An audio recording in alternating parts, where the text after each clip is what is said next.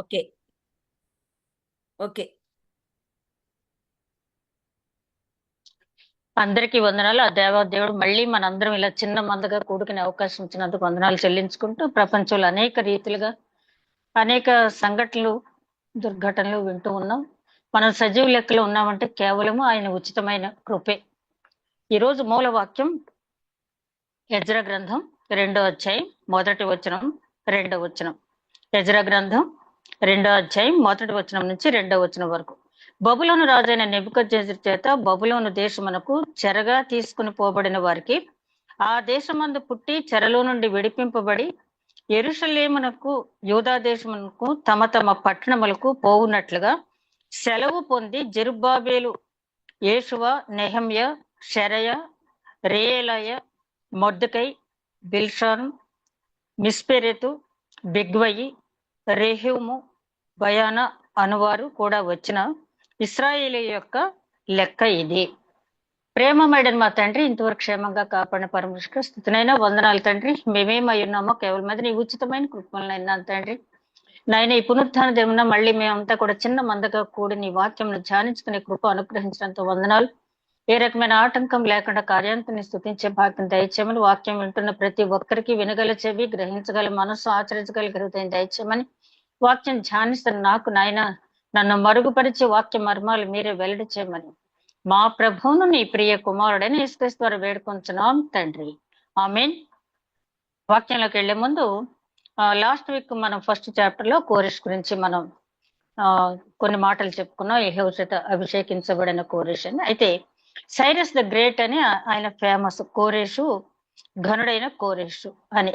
ఎట్లా ఘనుడయ్యాడని మనం ఆలోచిస్తే కీర్తన 91 సంకీర్తన 91:14 చూస్తే, దేవుని ప్రేమించిన వాడు అతడు నన్ను ప్రేమించిన గనక అతను నేను తప్పిస్తానన్నాడు. ఎట్లా ప్రేమించాడని మనం చెప్పగలమంటే, యోహాను సువార్త 15వ అధ్యాయంలో యేసుక్రీస్తు చాలా స్పష్టంగా చెప్పడం జరిగింది. ఒకడు నన్ను ప్రేమించిన ఎడల నా ఆజ్ఞను గైకొనును అని చెప్పి.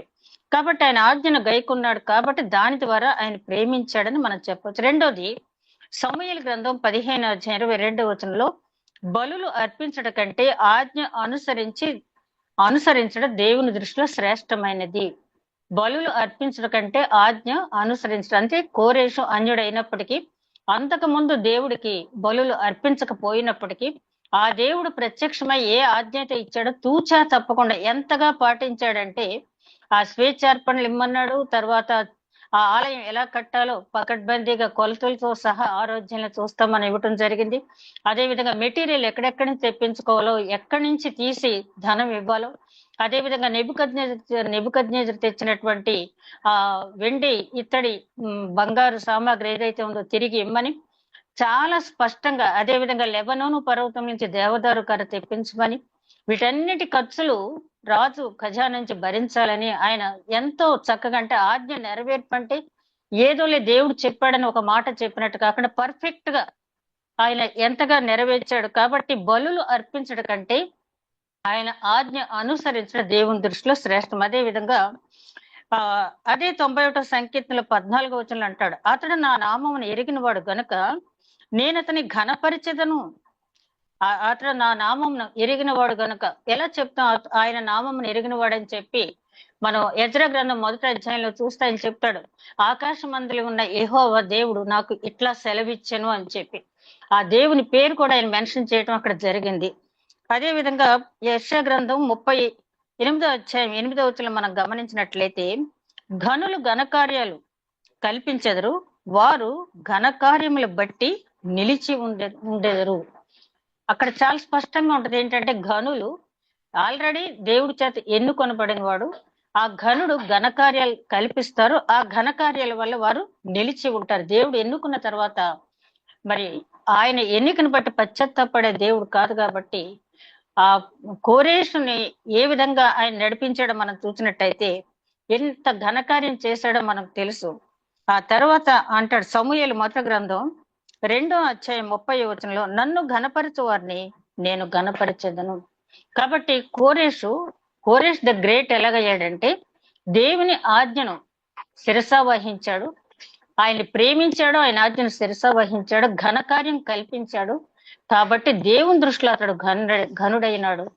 అది కోరెష్ ద గ్రేట్. అంటే మనుషులు ఆయన ఘనుడిగా చేయలేదు, కానీ దేవుని చేత ఘనుడుగా ఎంచబడిన వాడు. కోరెష్ జీవితాన్ని మనం పరిశీలించినప్పుడు, కోరెష్ రాజు గనక ఆయన చేతులు అన్ని అధికారాలు ఉన్నాయి గనక చేయగలిగాడు.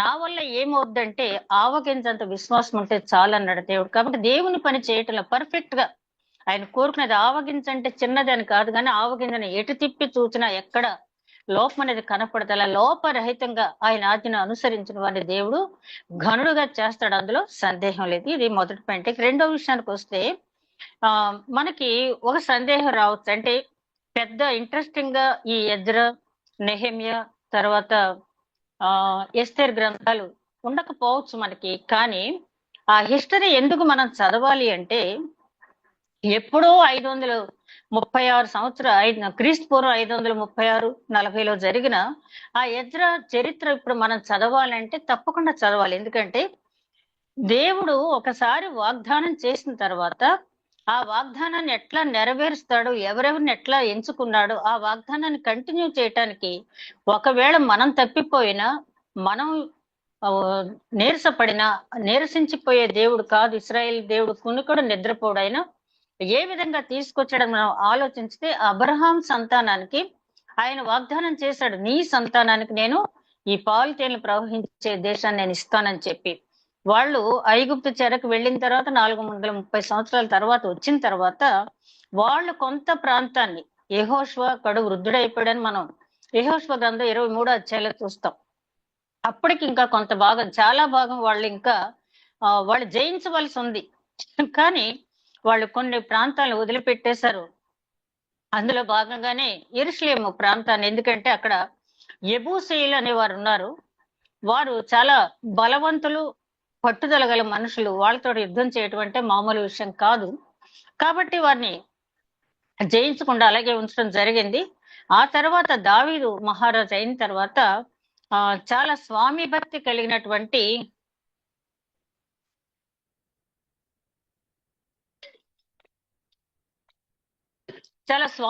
కలిగినటువంటి యోవాబు అనే సైన్యాధిపతి ద్వారా ఆ పట్టణాన్ని జయించడం, దానికి దావీదు పురం అనే పేరు పెట్టడం జరిగింది. మొన్న మా రిలేటివ్స్ పాస్టర్ గారు మనకి బెరక గ్రూప్ లో చెప్తూ ఉంటారు కదా, జాన్ డేవిడ్ గారిని, ఆయన అంటున్నారు ఎక్కడికి వెళ్ళినా కూడా యెరూషలేం అని కాదు కానీ సిటీ ఆఫ్ ది డేవిడ్ అనే నేమ్ బోర్డ్సే కనపడుతూ ఉంటాయి. దావీదు పురం అని ఇప్పటికీ కూడా వాళ్ళు యూదుల దావీదు పురంగానే పరిగణిస్తూ ఉన్నారు.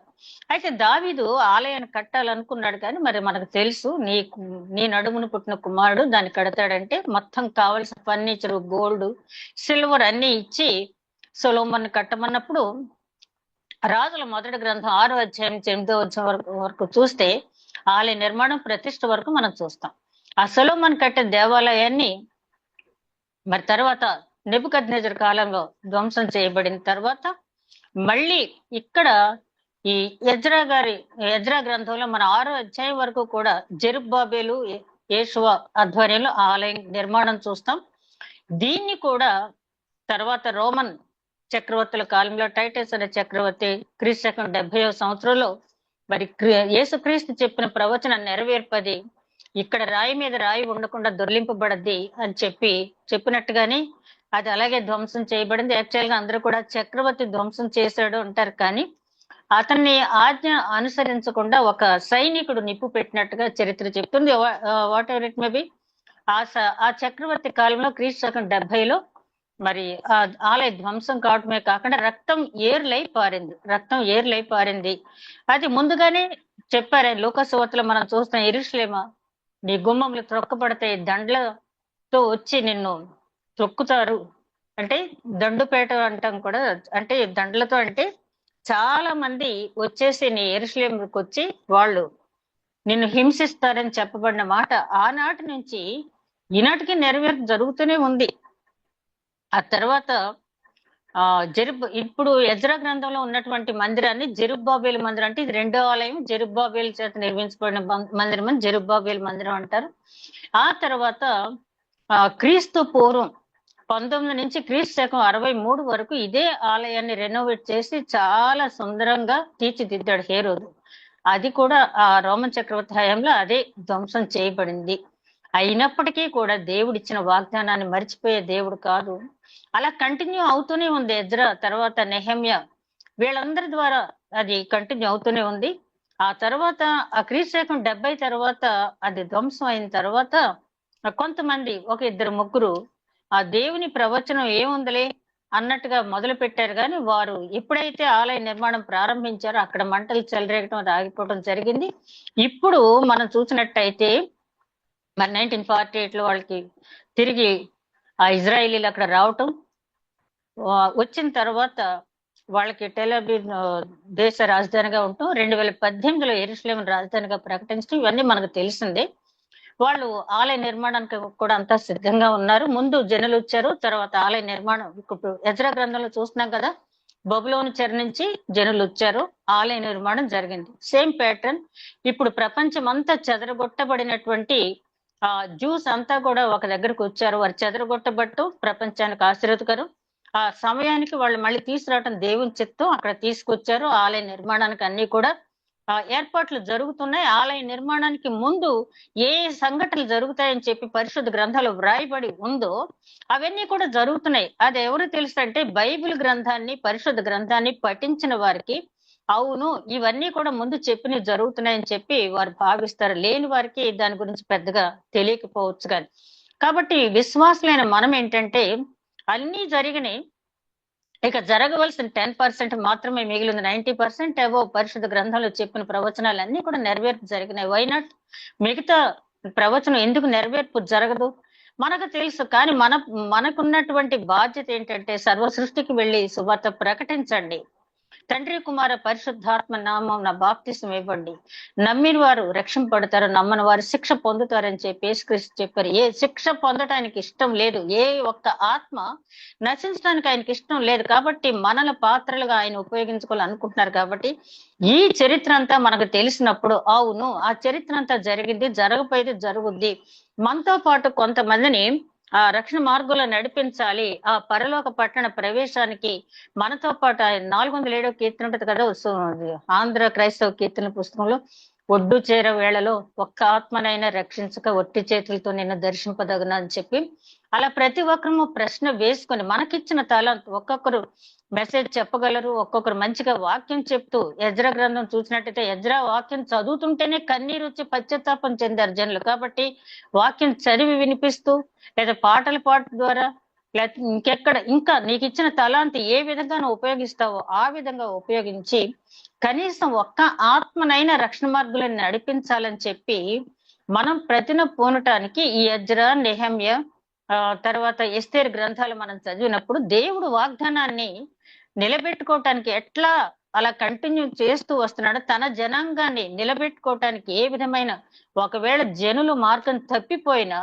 వాగ్దానం ఇచ్చే దేవుడు నమ్మదగిన వాడు. కాబట్టి ఆయన తప్పిపోకుండా ఎట్లా నడిపిస్తున్నాడు అనేది మనం అర్థం చేసుకోవడానికి తప్పకుండా ఈ గ్రంథాలు మనం చదవాలి. చాలా మంది అనుకుంటారు ఎందుకు చదవటం వల్ల ప్రయోజనం. ప్రతి గ్రంథంలో ప్రతి లైన్ లో కూడా దేవుడు మనతో మాట్లాడతాడు.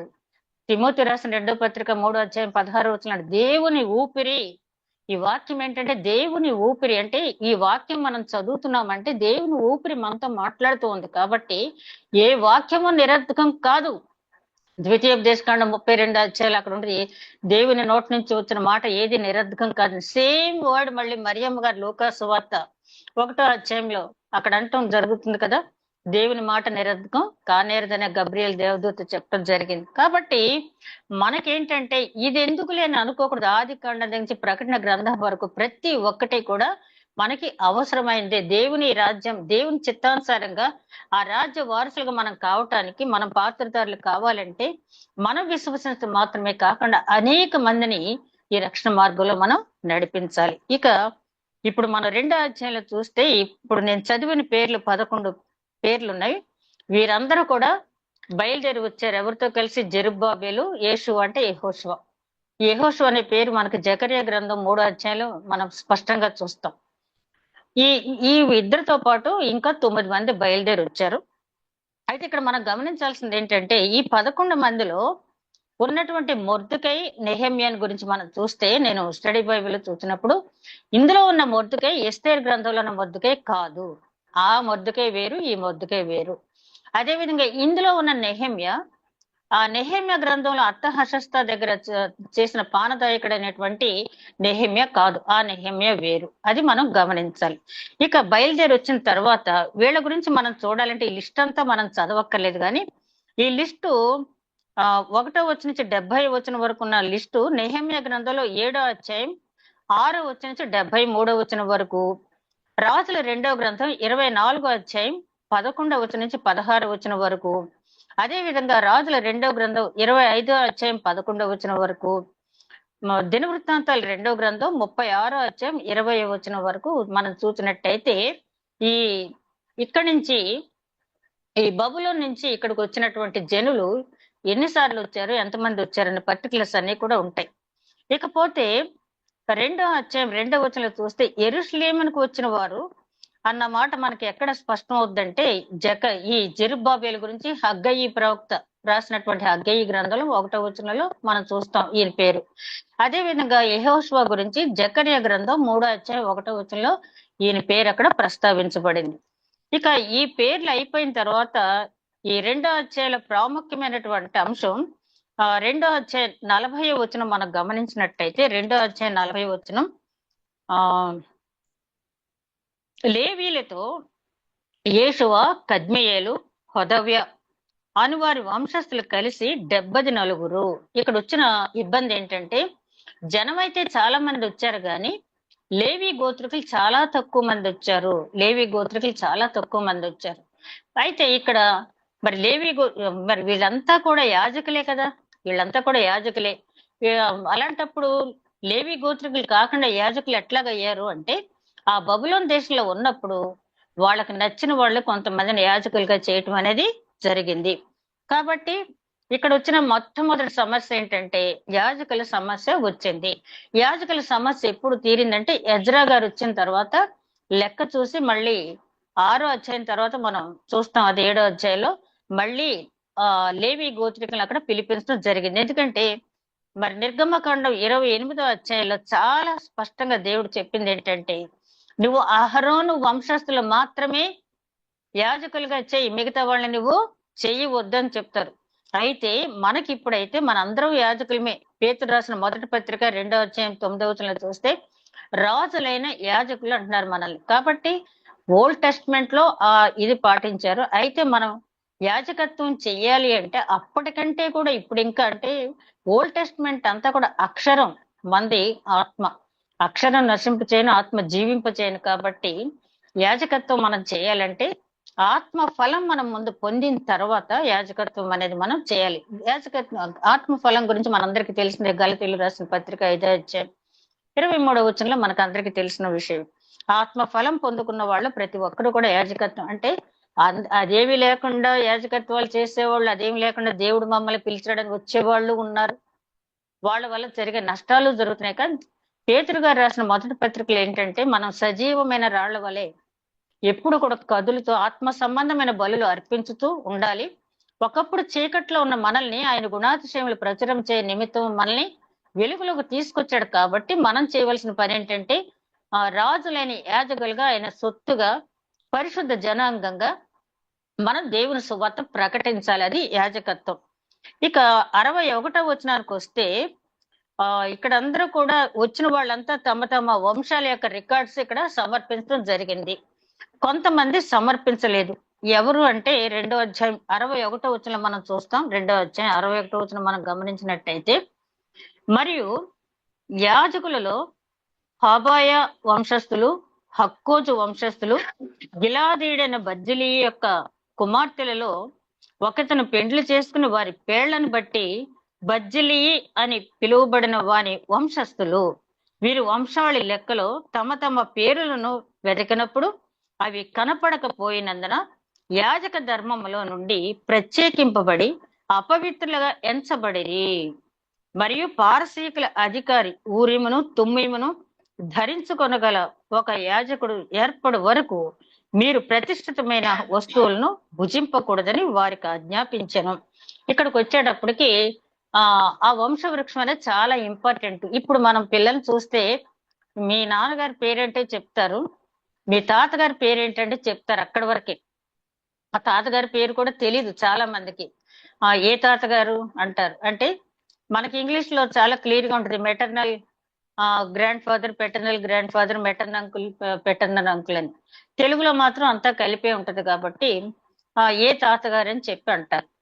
అలాగే మహా తెలిస్తే తాతగారి పేరు తెలిస్తే తప్పించి ఇక ఆ పై మాత్రం అసలు తెలిసే ప్రసక్తే లేదు. పెద్దవాళ్ళు వాళ్ళతో ఎప్పుడు కాన్వర్సేషన్ ఉండదు, తెలియదు. ఆ చాలా అవసరం అది పిల్లలకి కాన్వర్సేషన్ ఉండటము. తాత ముత్తాతలు చేసినటువంటి మంచి పనులు వాళ్ళకి నేర్పించడం ద్వారా వాళ్ళ జీవితంలో వాటిని వృద్ధి చేసుకుంటారు.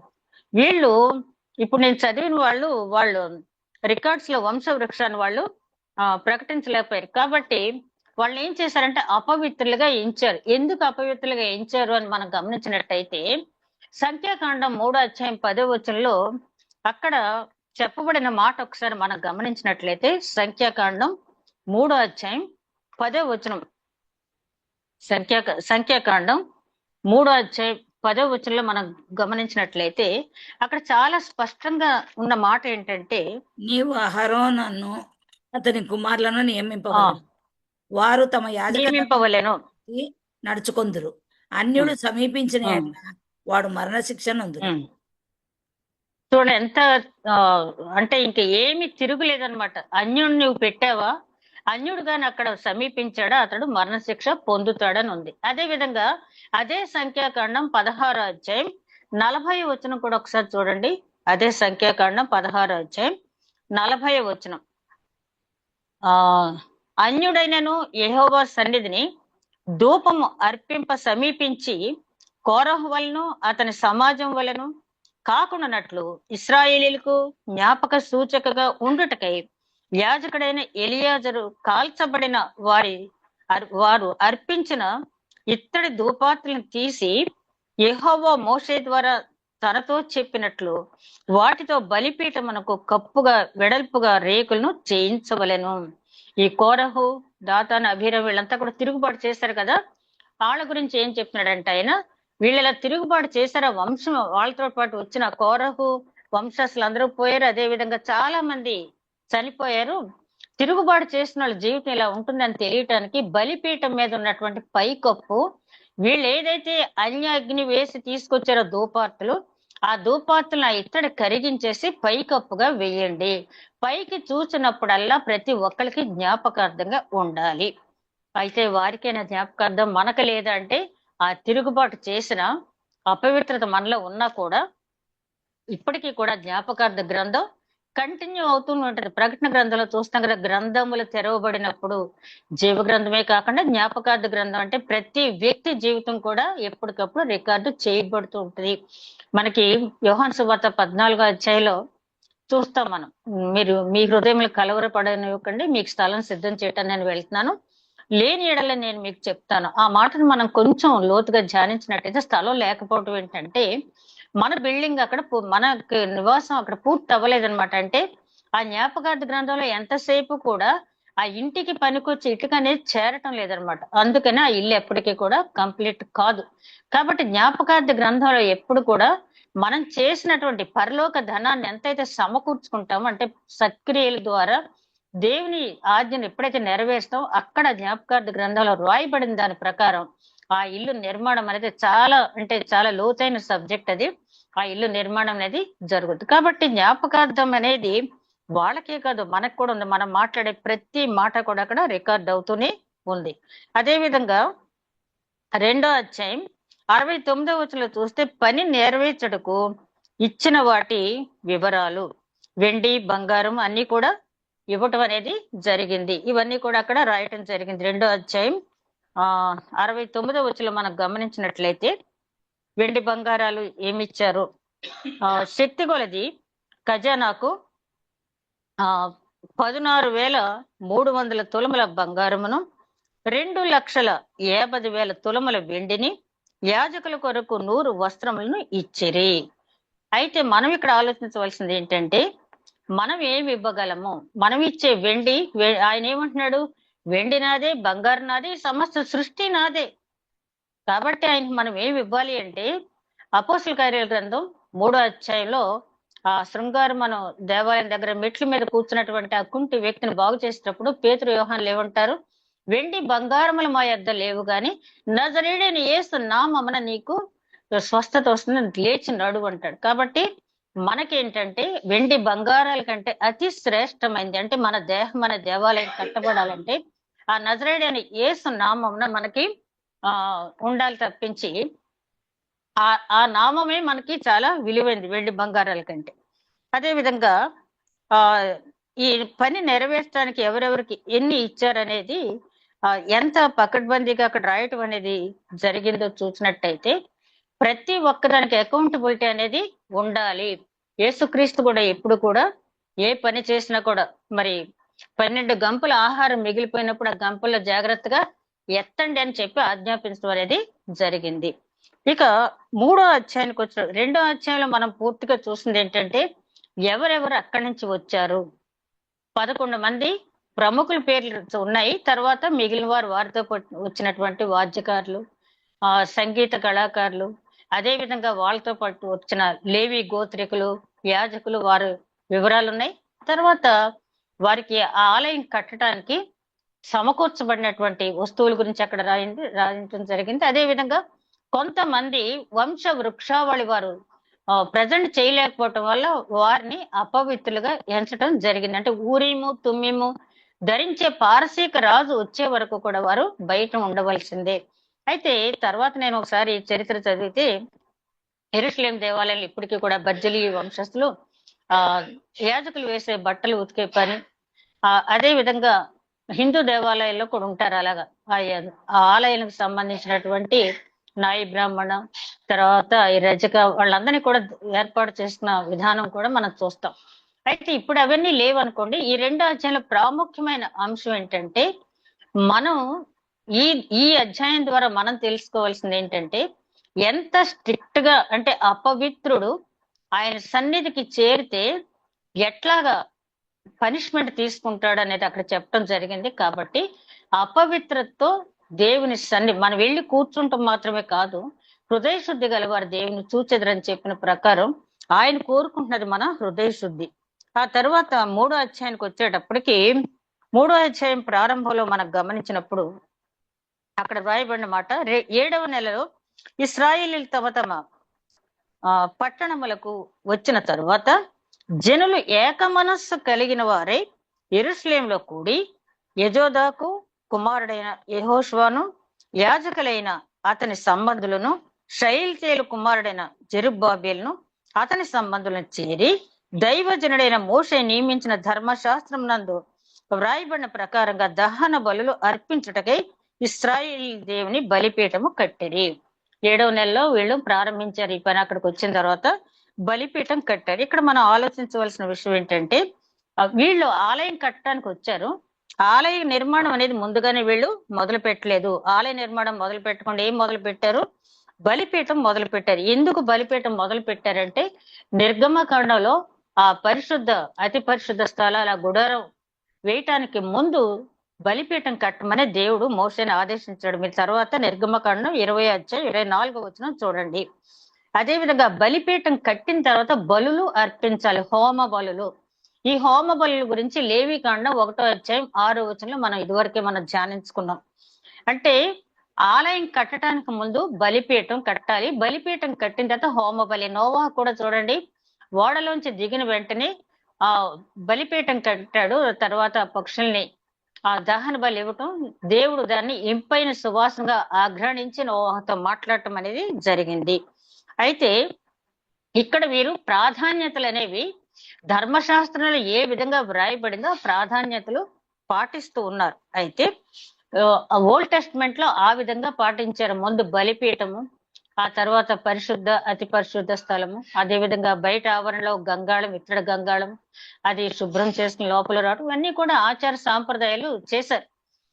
ఇప్పుడు మనం అన్ని కాదు కానీ అంతకంటే ముఖ్యమైనది మనం చేయవలసింది ఏంటంటే దేవుని వాక్యం ముందు వినాలి. వినుట వల్ల విశ్వాసము కలుగును, అది క్రీస్తు మాట వల్ల కలుగును. ఆ వినింది విశ్వసించాలి. రాహాబును మనం చూసాం కదా, విన్నది విశ్వసించింది. ఆ తర్వాత మారు మనసు పొందాలి. విశ్వసించిన తర్వాత 3rd స్టెప్ మారు మనసు. మారు మనసు తర్వాత పశ్చాత్తాపం మన జీవితాన్ని గురించి సుంకరి అంటున్నాడు కదా, ఆకాశం వైపు కనులెత్తి చూడటానికైనా సరిపోను కాబట్టి దేవా నన్ను కరుణింపుము, పాపిని నన్ను కరుణింపను. అట్లాంటి పశ్చాత్తాపం అనేది కలగాలి. ఆ తర్వాత క్షమాపణ, రక్షణ, విమోచన, నిత్య జీవి, ఇవన్నీ కూడా మనకి మన జీవితంలో అంటే ఆ ఓల్డ్ టెస్ట్మెంట్ లో ఆ చాలా తేలికనే చెప్పాలి. ఒక రకంగా చెప్పాలంటే చాలా మంది అనుకుంటారు ఓల్డ్ టెస్ట్మెంట్ కష్టం అని, కానీ ఓల్డ్ టెస్ట్మెంట్ చాలా అంటే ఆచార సాంప్రదాయాలు పాటించడం అనేది చాలా తేలిక. మన మనసులో మార్పు రావటం అనేది కష్టమైన సంగతి. ఒక శాస్త్రి వచ్చి ఆయన అడుగుతాడు కదా, దేవుని ఆజ్ఞలో ఏది ప్రాముఖ్యమైనదంటే దేవుణ్ణి ఆరాధించు, నిన్ను వల్ల నీ పొరుగువాడిని ప్రేమించు అంటే ఆయన వెంటనే అంటాడు, ఒకడు సర్వాంగ హోమములు చేయట కంటే ఇవి ఆచరించడం అనేది చాలా కష్టం. అంటే ప్రాక్టికల్ గా తెలుసుకున్నాడు కాబట్టి ఆ సన్నిధి గుడారం, బలిపీఠం ఇవన్నీ కట్టడం, ఆచార సాంప్రదాయాలు పాటించడం అనేది తేలికే. గాని ఇప్పుడు మనం అనుకున్నాం వినుట, విశ్వాసము, మారు మనసు, పశ్చాత్తాపము, క్షమాపణ, రక్షణ, విమోచన, లాస్ట్ లో నిత్య జీవం పొందటం అనేది అది చాలా అంటే ఒక్కొక్కసారి మనం ఒక్కొక్క స్టెప్ లోకి వచ్చిన తర్వాత మళ్ళీ కొన్ని సందర్భాలు వెనక్కి వెళ్ళిపోయే వాళ్ళు చాలా మంది ఉంటారు కదా. అలా కాకుండా చివరకు అంతం వరకు ఎవరైతే సహిస్తారో వారి జీవ కిరీటం పొందుతారని చెప్పడం జరిగింది. ఇది చదివేటప్పుడు మనం ఎప్పుడు కూడా ఓల్డ్ టెస్ట్మెంట్ చదివేటప్పుడు ఆ రోజుల్లో ఉన్న వారికి దేవుడు ఆజ్ఞ ఇచ్చాడు, మనకేమి ఇస్తున్నాడు, దీని ద్వారా మనం ఏం నేర్చుకుంటున్నాము, ఆ రోజుల్లో వాళ్ళకి ఆ రకమైన సాంప్రదాయాలు ఇచ్చాడు, మనం ఏం నేర్చుకుంటున్నాం అని చెప్పి మనం ఎప్పుడు కూడా ప్రశ్నించుకుంటూ చదవాలి. అదే విధంగా 3వ అధ్యాయం 3వ వచనానికి వచ్చేటప్పటికి ఇది చాలా ప్రాముఖ్యమైన విషయం. వారు దేశమందు కాపురస్తులైన వారికి భయపడుతూ ఆ బలిపీఠమును దాని పురాతన స్థలమున నిలిపి దాని మీద ఉదయమును అస్తమయమును యెహోవాకు దహన బలులు అర్పించుతూ వచ్చేది. చూడండి, పాపం వాళ్ళు వచ్చారు, ఆ బలిపీఠం కడుతున్నారు, కానీ చాలా భయపడుతున్నారండి దేశస్తులకి. ఎందుకంటే అప్పటికే చాలా మంది సమరయిల ప్రాంతంలో స్థిర నివాసం ఏర్పరచుకున్నారు. 70 సంవత్సరాల నుంచి పాతుకుపోయి ఉన్న వాళ్ళు ఎంతో మంది ఉన్నారు. వాళ్ళు ఏదో రకంగా దేవుని పని ఆటంకపరచాలని చూసేవాళ్ళు ఇప్పుడు కూడా ఉంటారు. అప్పుడే కాదు, ఇప్పుడు కూడా చిన్న కార్యం దేవుని గురించి మనం ఏదైనా చేస్తూ ఉంటే ఒకవేళ దీని ద్వారా వీళ్ళకైనా పేరు వస్తుందేమో, ఒకవేళ వీడిని నీతిమంతులుగా అంటారేమో, ఒకవేళ వీళ్ళని యథార్థవంతులు అంటారేమో, ఒకవేళ 10 మంది వీళ్ళు ప్రార్థనా పరులు అంటారేమో, ఒకవేళ వీరిని విశ్వాసులు అంటారేమో, వీళ్ళని ఏదో రకంగా చెడగొట్టేయాలి, వీళ్ళ మీద ఏదో ఒక రాయి వేయాలి, అబ్బో వీళ్ళు విశ్వాసులు అనుకుంటున్నారా, నీతిమంతులు అనుకుంటున్నారా, అది కాదు అని చెప్పి వాళ్ళ గురించి ఏదో ఒక నెగటివ్ పాయింట్ చెప్పే వరకు కొంతమందికి నిద్ర పట్టదు. అట్లాంటి వారు అప్పుడు ఉన్నారు, ఇప్పుడు ఉన్నారు. వీళ్ళు ఇక్కడ ఆలయం కడటానికి అయితే చెడగొడుతున్నారు కానీ మన విశ్వాస జీవితాన్ని, మన ఆత్మీయ జీవితాన్ని చెడగొట్టడానికి చాలా మంది మనకి ఉంటారు. ఇక్కడ మనం చూసినప్పుడు భయపడుతూ కట్టారు, భయపడ్డారు కానీ విడిచిపెట్టలేదు. సామెతల గ్రంథకర్త అంటాడు 29వ అధ్యాయం 25వ వచనంలో, భయపడుట వల్ల మనుషునికి ఉరి వచ్చును, యెహోవా యందు నమ్మిక ఉంచువాడు సురక్షితంగా ఉండును.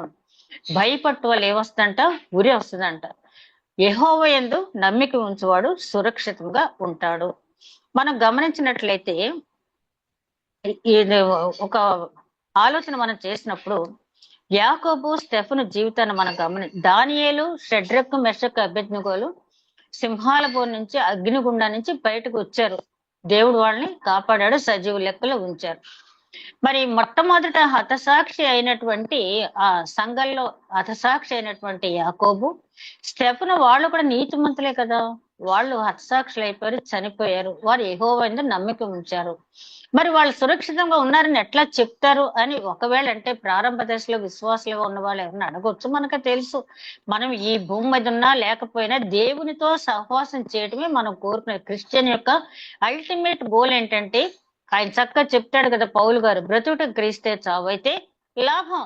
నేను బ్రతికితే క్రీస్తు పని చేస్తాను, చావైతే ఆయనతో ఉంటాను. ఆ నిరీక్షణ ఉన్న వాళ్ళకి ఈ భూమి మీద, అందుకనే షడ్రక్, మెషకు, అబేద్నెగోలు ఏమంటారు, మమ్మల్ని రక్షించడానికి మాకు చాలిన దేవుడు, ఒకవేళ కాకపోయినా నువ్వు నిలబెట్టిన విగ్రహానికి మేము మొక్కమని చెప్పేస్తాను. అంటే వాళ్ళకి తెలుసు, ఒకవేళ దేవుడు ప్రణాళికలో మమ్మల్ని రక్షించాలని, ఇక్కడ ఈ అగ్నిగుండం నుంచి కాపాడని లేకపోయినా మమ్మల్ని ఆయన సన్నిధిలో తీసుకెళ్తాడు అనే ఒక నమ్మకం ఉంది. కాబట్టి ఏదైనా ఆపద వచ్చినప్పుడు భయపడితే ఉరి వస్తుంది. ఉరి అంటే అది ఎవరిస్తారు, అపవాది.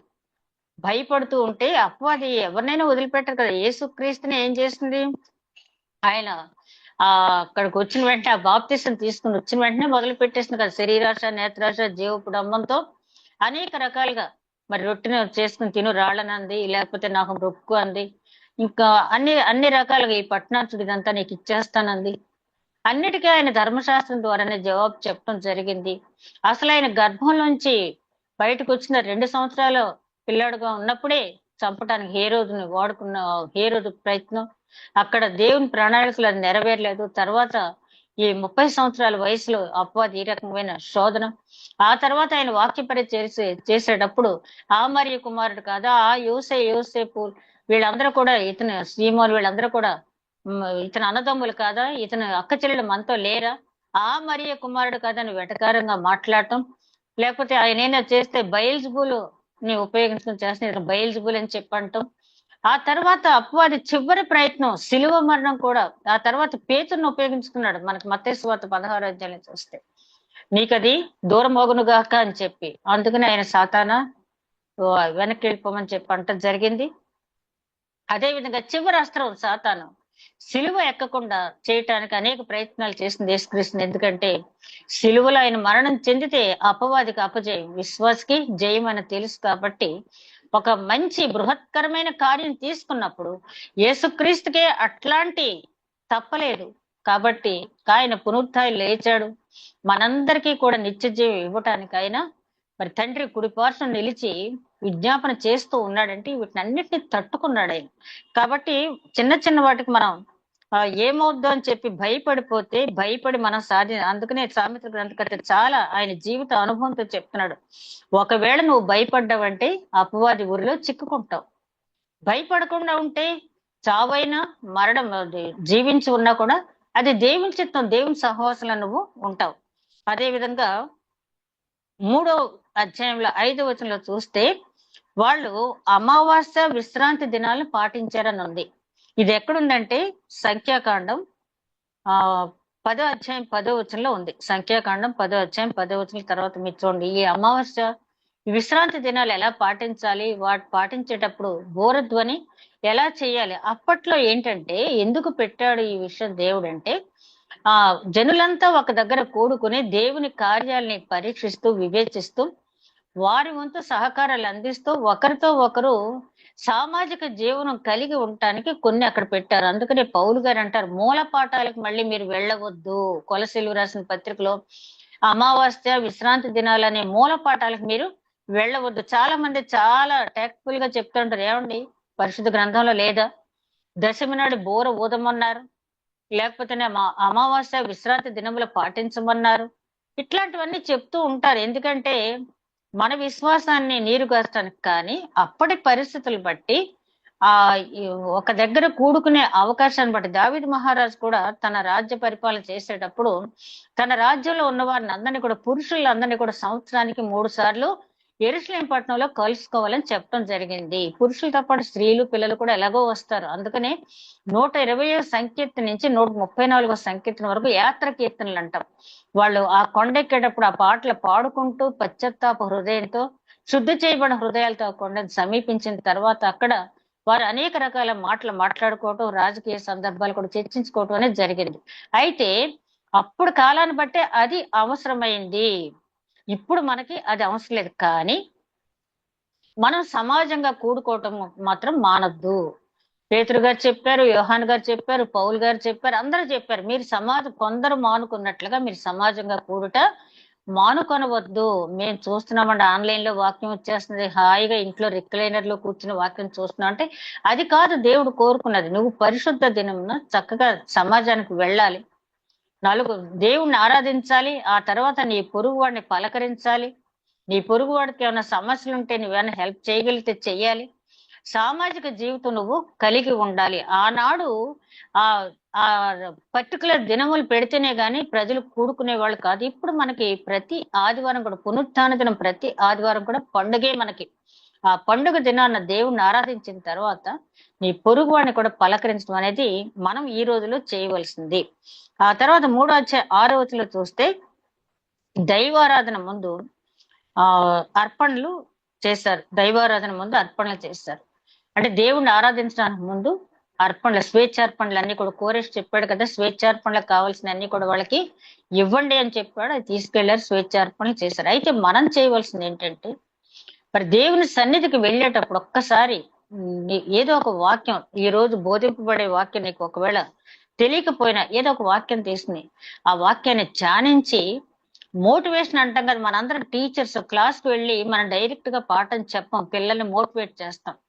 అలాగే మనకు మనం మోటివేట్ చేసుకుని ఆరాధించడానికి, వాక్యం వినటానికి, దేవుని స్తుతించడానికి మనం సిద్ధపాటు చేసుకుని వెళ్ళాలి. న్యూ టెస్ట్మెంట్ లో ఏంటంటే అది అక్కడ ఆ దేవాలయంలో ఆరాధనలు జరగటానికి ముందు స్వేచ్ఛార్పణలు ఇచ్చారు. మనం కూడా దేవునితో మాట్లాడి, ప్రభువా ఈ వారంలో నాకు ఎన్నో ఆపదలు వచ్చాయి, నువ్వు కాపాడావు. ఈ వారంలో ఎన్నో సంతోషకరమైన సంఘటనలు జరిగాయి, అందుకు వందనాలు. అంతకంటే ముఖ్యంగా నా ఆత్మీయ స్థితి అంతకంతకు ఇంకా వర్ధిల్లేలాగా చేయి తండ్రి. వాక్యం వినటానికి వెళ్తున్నాను, ఆ వినే చెవి నాకు ఇవ్వు, గ్రహించగల మనసు ఇవ్వు నాకు. ఆ వాక్యాన్ని వినటం మాత్రమే కాకుండా ఆచరించగలిగే శక్తిని కూడా నాకు ఇవ్వని మనం ఎప్పుడైతే ప్రార్థన చేసుకుని కూర్చుంటామో, ఆ దైవజనుడు చెప్పే ప్రతి మాట కూడా ఎంతో సంతోషాన్ని ఇస్తుంది.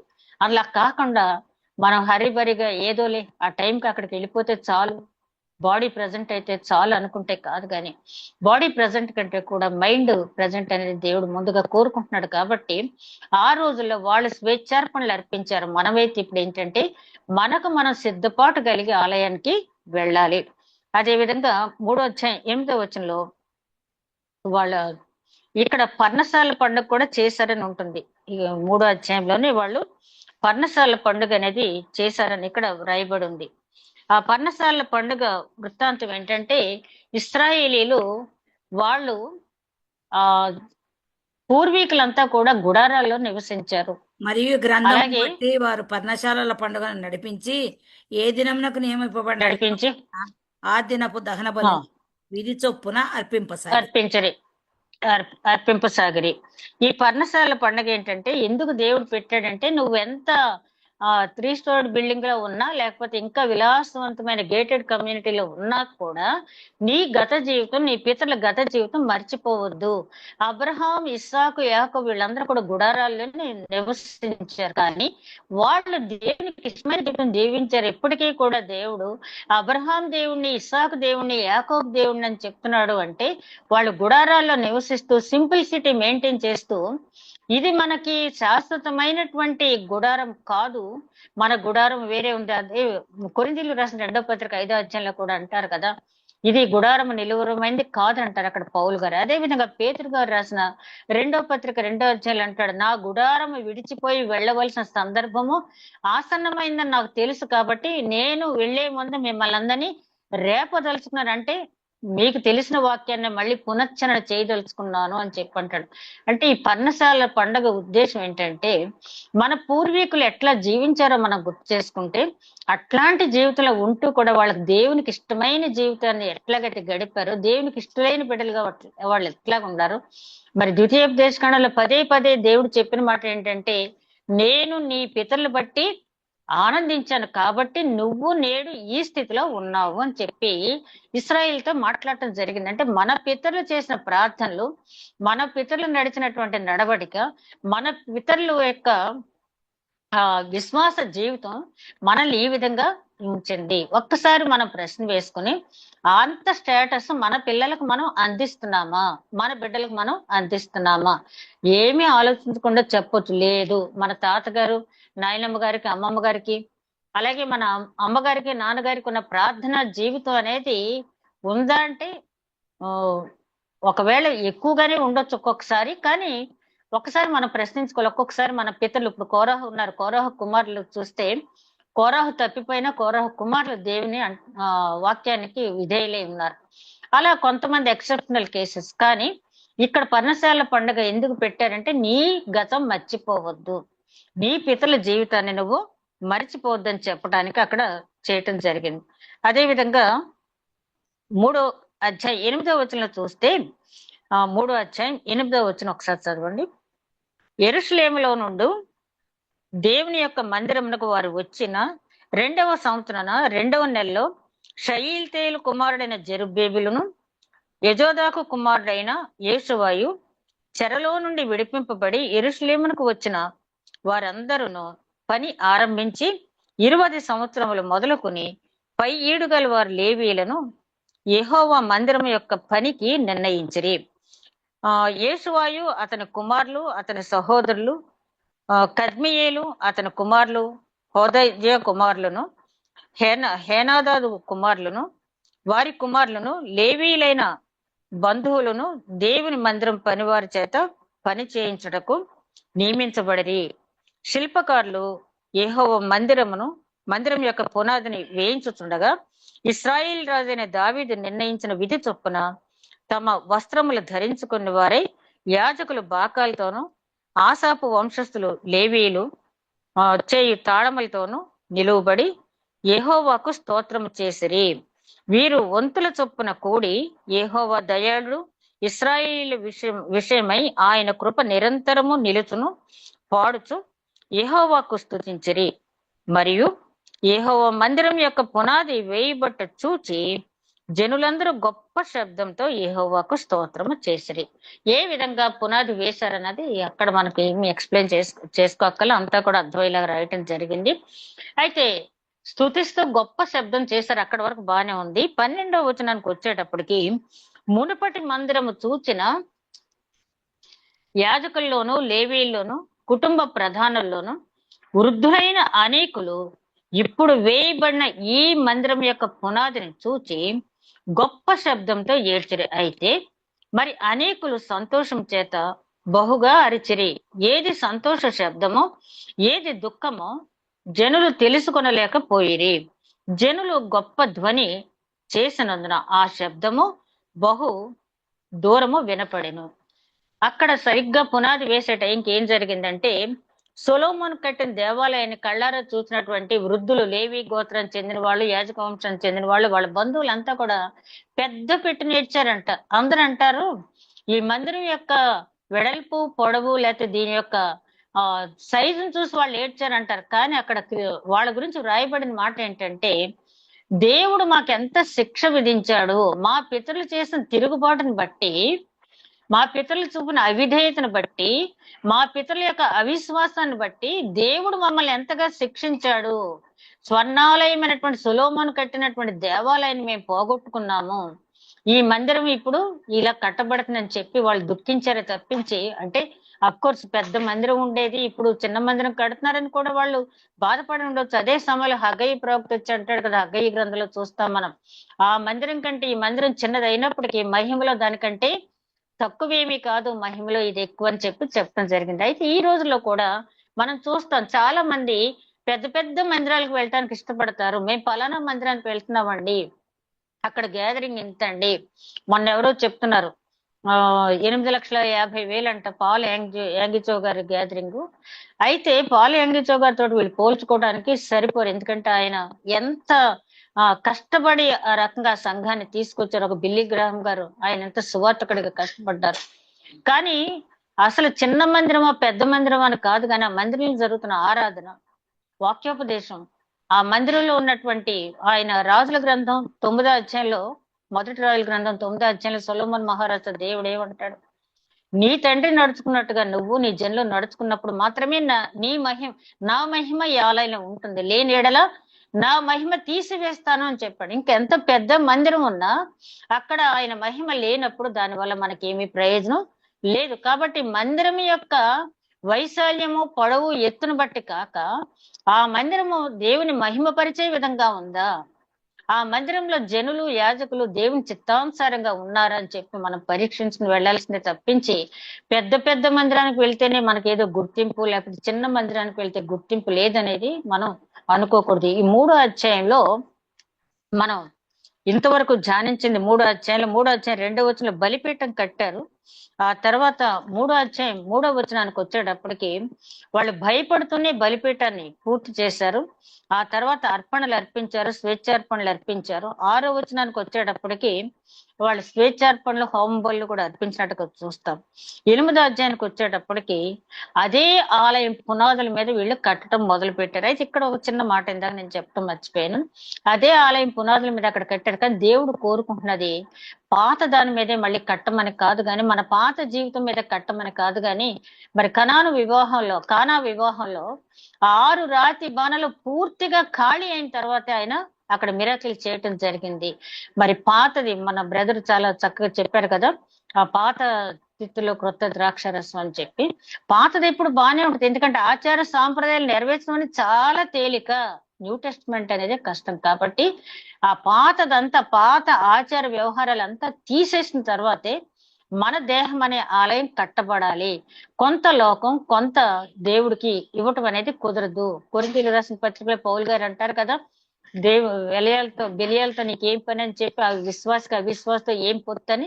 ఆ రకంగా పర్ఫెక్ట్ గా మనం ఆ పాత ఆచార వ్యవహారాలను తీసివేసి ఆ రక్షణకు సంబంధించిన అంశాలను మాత్రమే మన హృదయంలో ఉంచుకున్నప్పుడు మాత్రమే మన దేహం అనే దేవాలయం కట్టబడుతుంది. ఇప్పుడు కూడా దేవుడు ఆ రోజు కాదు ఈ రోజైనా కూడా ఆలయానికి ప్రాధాన్యత ఇవ్వలేదు, కానీ మన దేహం అనే దేవాలయం కట్టబడాలని ఆశిస్తున్నాడు. కాబట్టి ఈ గ్రంథం చదువుట ద్వారా ఆ రోజు ఆలయానికి దేవుడు కొన్ని కొలతలు అవి ఇచ్చాడు, కొన్ని ఆచార సాంప్రదాయాలు ఇచ్చాడు. ఈ రోజు మనకి దేవుడు చెప్తున్నది ఏంటంటే, నీ దేహం అనే దేవాలయం కట్టడానికి వాక్యమే ప్రధానం, ఆ వాక్యం అనుసరించటే ప్రధానం. దాన్ని బట్టి మన ఆ దేహం అనే దేవాలయం కట్టుకోవాలి.